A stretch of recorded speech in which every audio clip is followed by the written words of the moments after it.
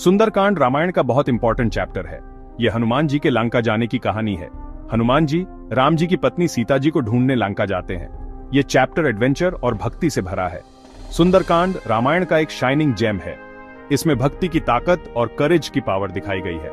यह चैप्टर सिर्फ स्टोरी का पार्ट नहीं है, ये रामायण की सोल है। सुंदरकांड हमें भगवान पे विश्वास करना सिखाता है।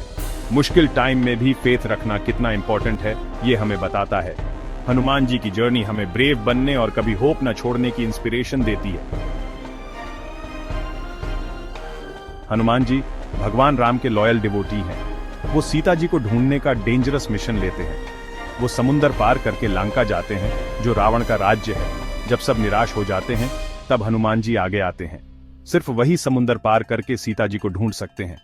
राम और सीता के लिए उनका प्यार उन्हें इस इम्पॉसिबल टास्क की स्ट्रेंथ देता है। हनुमान जी सिर्फ एक बंदर नहीं है, वो करेज और डिवोशन के सिंबल हैं। अपनी जर्नी में उन्हें कई डेंजर्स का सामना करना पड़ता है, लेकिन वो कभी फेथ नहीं खोते। सीता जी को ढूंढने का उनका डिटर्मिनेशन उन्हें आगे बढ़ाता रहता है। लंका राक्षसों से भरी एक डेंजरस जगह है। हनुमान जी को वहां कई चैलेंजेस का सामना करना पड़ता है। वो अपनी इंटेलिजेंस और स्ट्रेंथ से उन पर जीत हासिल करते हैं। वो अपना साइज भी छोटा कर लेते हैं ताकि सीक्रेटली शहर में एंटर कर सकें। सबसे बड़ा चैलेंज है सभी राक्षसों की मां सुरसा से मिलना। वो हनुमान जी को अपने मुंह से पास होने का चैलेंज देती है। हनुमान जी क्लेवरली उसे चकमा देकर अपनी जर्नी कंटिन्यू करते हैं। लंका के अंदर हनुमान जी का सामना रावण के पावरफुल बेटे इंद्रजीत से होता है। वो ब्रेवली उससे लड़ते हैं और एक ट्रू डिवोटी की ताकत दिखाते हैं। इतने डेंजर्स के बावजूद हनुमान जी अपने गोल से कभी नहीं भटकते। अपनी पूरी जर्नी में हनुमान जी की राम भक्ति उन्हें गाइड करती है। वो हर चैलेंज का सामना राम का नाम लेकर करते हैं। उनका फेथ उन्हें सभी ऑब्स्टिकल्स को ओवरकम करने की स्ट्रेंथ देता है। आखिरकार जब हनुमान जी सीता जी को ढूंढते हैं तो वो एक बगीचे में कैद हैं। वो उन्हें होप की निशानी के रूप में राम की अंगूठी देते हैं। सीता जी हनुमान जी की डिवोशन से बहुत मूव्ड होती हैं और उन्हें रीअश्योरेंस मिलती है। हनुमान जी की भक्ति सबके लिए इंस्पिरेशन है। वो हमें दिखाते हैं कि फेथ से कुछ भी पॉसिबल है। राम पर उनकी अनवेवरिंग बिलीफ उन्हें इम्पॉसिबल अचीव करने की स्ट्रेंथ देती है। सेक्शन 5 अजय साहस। हनुमान जी का स्पिरिट अनब्रेकेबल है। रावण के गार्ड्स द्वारा कैप्चर्ड किए जाने पर भी वो करेजस रहते हैं। वो रावण को वार्निंग देने के लिए लंका को आग लगा देते हैं और सीता जी के बारे में बताने राम जी के पास वापस आते हैं। लंका को जलाने का हनुमान जी का एक्ट उनकी फियरलेसनेस दिखाता है। वो रावण या उसकी माइटी आर्मी से नहीं डरते। उन्हें पता है कि राम उनके साथ हैं और यही उन्हें किसी भी चीज का सामना करने का करेज देता है। हनुमान जी की रिटर्न जर्नी भी चैलेंजेस से भरी है, लेकिन वो उन सबको ओवरकम करते हैं। वो राम और उनकी सेना के लिए होप का मैसेज लेकर जाते हैं, फाइनल बैटल का रास्ता तैयार करते हैं। सेक्शन 6 आशा की किरण। सुंदरकांड होप की कहानी है। ये हमें बताती है कि सबसे डार्क टाइम्स में भी हमें कभी फेथ नहीं खोना चाहिए। हनुमान जी की जर्नी हमें ब्रेव बनने और अपने चैलेंजेस का करेज से सामना करने के लिए इंस्पायर करती है। हनुमान जी की कहानी सभी के लिए स्ट्रेंथ का सोर्स है। ये हमें बिलीफ की पावर के बारे में सिखाती है। जब हमें खुद पर और खुद से बिगर किसी चीज पर फेथ होता है तो हम कुछ भी ओवरकम कर सकते हैं।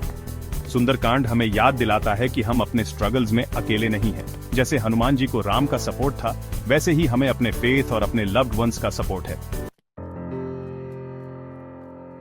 सेक्शन 7 अनमोल सीख। सुंदरकांड सिर्फ पास्ट की स्टोरी नहीं है, ये आज भी रेलेवेंट है। ये हमें करेज, डिवोशन और कभी ना हार मानने के इंपॉर्टेंस के बारे में वैल्यूएबल लेसन सिखाती है। आज की दुनिया में हमें कई चैलेंजेस का सामना करना पड़ता है, लेकिन सुंदरकांड हमें याद दिलाता है कि फेथ और डिटर्मिनेशन से हम कुछ भी ओवरकम कर सकते हैं। ये हमें हनुमान जी की तरह बनने की सीख देती है, ब्रेव, रिसोर्सफुल और फेथ से भरे हुए। हनुमान जी की जर्नी की कहानी हर एज के लोगों के लिए इंस्पिरेशन है। ये हमें सिखाती है कि ऑर्डिनरी लोग भी बिलीफ और डेडिकेशन से एक्स्ट्रॉर्डिनरी चीजें अचीव कर सकते हैं। सेक्शन 8 एक यूनिवर्सल अपील। सुंदरकांड एक ऐसी कहानी है जो टाइम और कल्चर से परे है। इसका होप, करेज और फेथ का मैसेज पूरी दुनिया के लोगों को रेजोनेट करता है। ये एक ऐसी कहानी है जो सेंचुरीज से बताई और सुनाई जा रही है। हनुमान जी की कहानी सिर्फ हिंदू स्टोरी नहीं है, ये एक ह्यूमन स्टोरी है। ये फेथ की पावर और एडवर्सिटी के बावजूद कभी होप न छोड़ने के इंपॉर्टेंस के बारे में एक कहानी है। सुंदरकांड हमें सिखाता है कि हम सब अपनी शेयर्ड ह्यूमैनिटी से जुड़े हैं। यह हमें याद दिलाता है कि हमारे डिफरेंसेस कुछ भी हों, हम सब में करेज, लव और कंपैशन की क्षमता है।